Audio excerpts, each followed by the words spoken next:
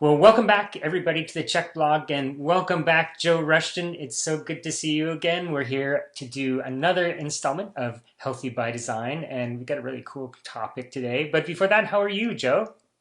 I'm really well, James. I'm actually enjoying a little bit of reprieve from the rain because the weather here has been magnificent Mm, Australian sunny summer yeah. without a doubt, but it's been probably for the last 2 weeks up in the late 30s. And so today we have rain and I'm very grateful for that. And the temperature has just dropped slightly, so it's Well, since I'm in Seattle, and we have had it's like rain of biblical proportions for the last. You should send your Australian weather up here. We'll do a little trade, and you can have some of our rain, and we'll have some of your sun. How's that? sounds like a good balance to me. I love it. Good. Well, I'm really excited for what you're going to talk about today. We're going to talk about what we're calling the motivation manifesto, and I think we were talking about this beforehand, and I think for the most part, everybody knows kind of the basic broad strokes of what they need to do to be healthy, right? I mean, getting to bed by 10 o'clock, sleeping 8 hours, drinking half their body weight in water, uh, whole foods, organic foods, and maybe a little bit of walking every day. And what that would do for the level of health in the world is astounding, right? And I hmm think it's probably the case that most people have a good idea, a handle on those sorts of things. So the real question is, why doesn't that happen? And that's down to a question of motivation. So that's what you're going to talk to us about today is how to build a motivation manifesto. And before we start, Jo's going to she's going to have 3 questions for you. And I would highly recommend, if you're watching us right now, and you probably are since I just asked a question, but anyway, I recommend go grab a piece of paper, go get a pen, and get ready to write these down because you're going to want to write them down, and then you're going to want to write the answers because that's where all the magic comes from in a way is putting the questions down and putting your answers down. That's half the battle for the motivational part. So tell us about how to build a motivation manifesto. Okay. Well, listen, um, I was listening a number of months ago, in fact, last year sometime, to Brendan Burchard, and he has a book called Manifesto.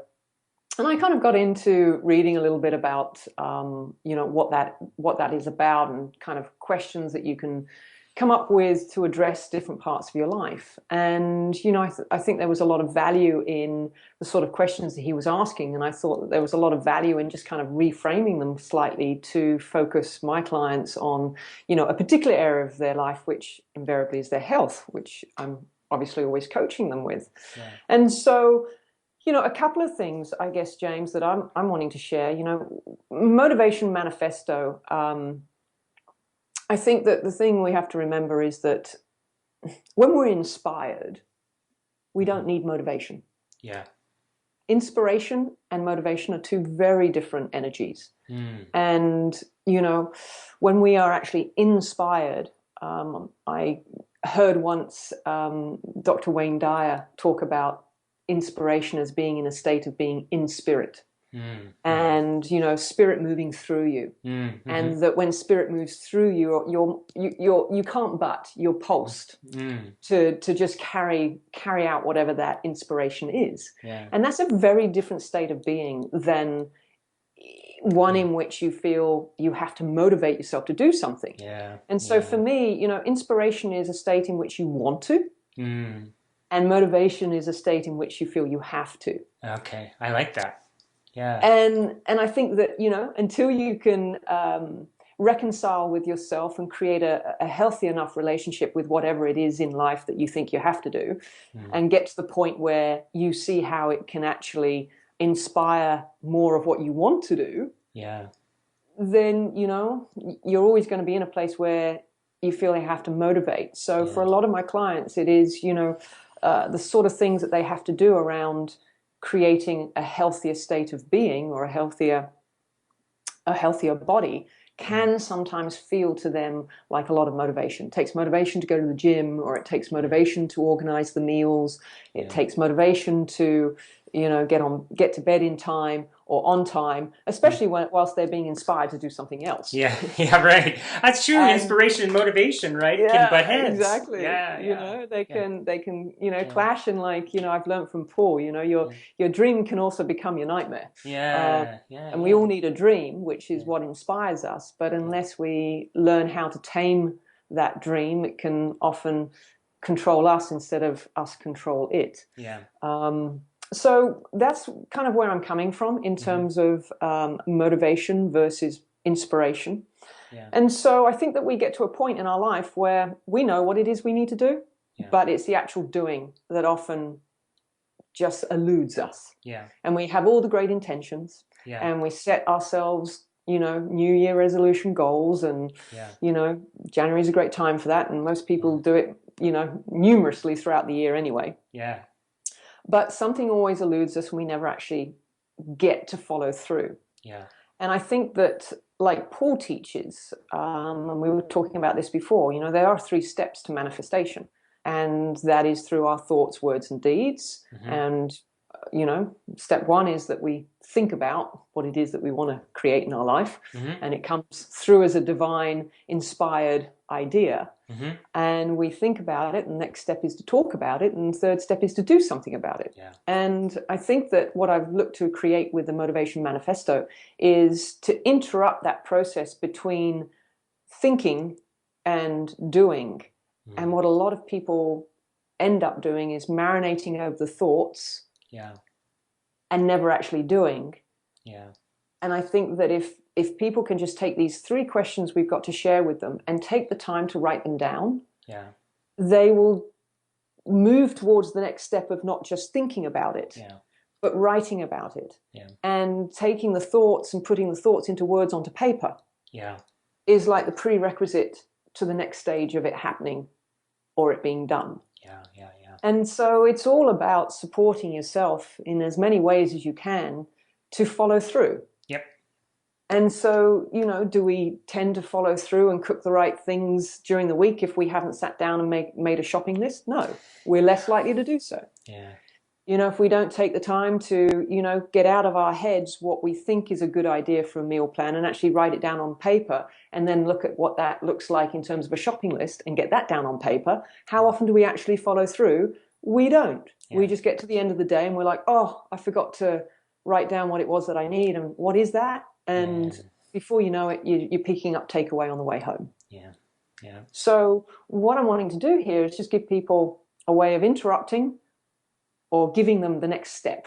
yeah, Okay, by just saying, okay, so these are your thoughts, and let's put those down on paper, mm-hmm. and then let's help you to create some strategy Yeah, around what are the next steps physically you need to do. yeah, Okay, yeah.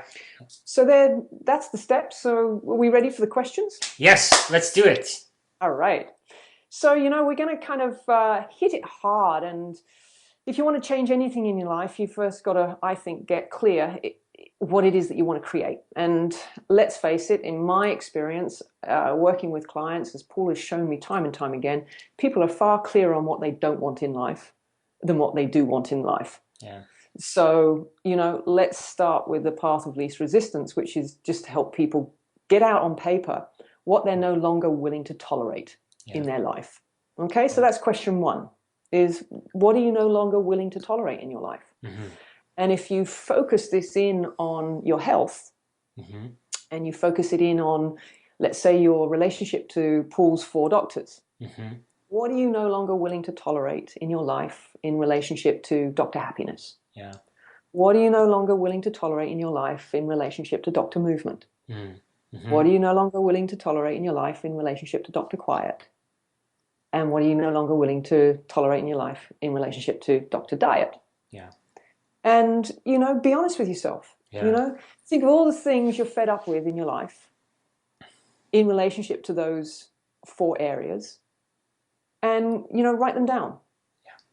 You know, whether it's, you know, how you're treating yourself, what you are or aren't giving yourself time for, you're fed up and no longer willing to tolerate how other people treat you, or how you give your power away to other people, or how you're self-critical of, you know, your body image or your health.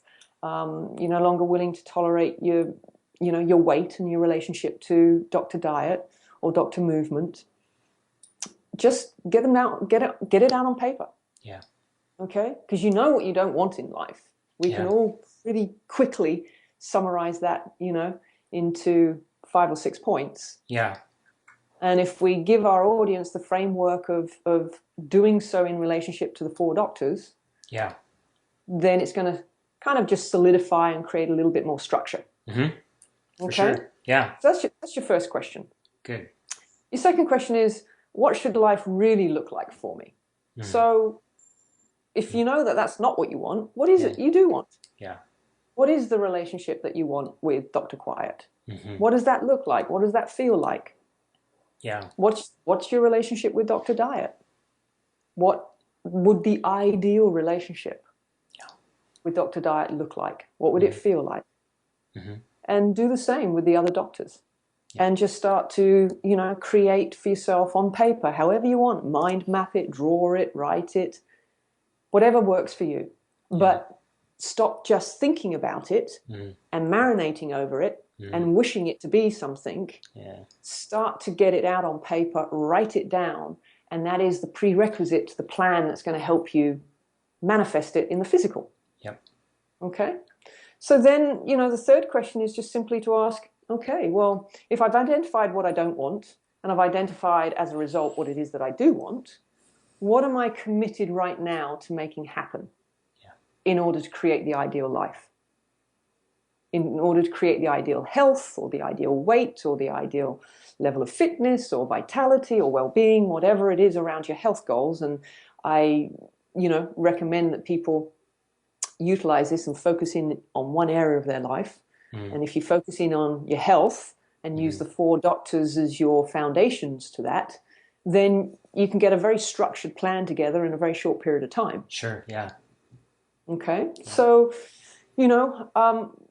when you ask yourself, what are you willing and committed to do, right now to start creating the ideal relationship between the 4 doctors, it's, what are you willing to stop doing? What are you willing to start doing? Mm. And what are you willing to keep doing as a long-term commitment? Mm-hmm. Yeah. And keep it simple, guys. Keep it simple. Don't Paul always talks about goals and talks about process goals and talking about making them realistic and defining realistic as being no more than 50% of what you last created for yourself. Yeah. Okay. And so, be realistic in the goals that you want to create. Be realistic in what that ideal life looks like in relationship to quiet, diet, movement, and happiness. And just spend half an hour. And don't put restrictions and boundaries and frameworks of what you can and can't write. Just write. Yeah. Just, no rules here. Just get it out on paper. Go through the 3 steps and then make a commitment on just one thing. Yeah. You might have a list of 5 things, but make a commitment to just one thing. Mm-hmm. One thing that you're willing to stop doing, one thing that you're willing to start doing and keep doing. Yeah. And that's it. And that's great. The other thing that Paul always says is that, don't ever really try to implement more than 3 points of change at once. Otherwise, they start to become too burdensome. And so this kind of parses 3 steps, 3 points of change out quite nicely.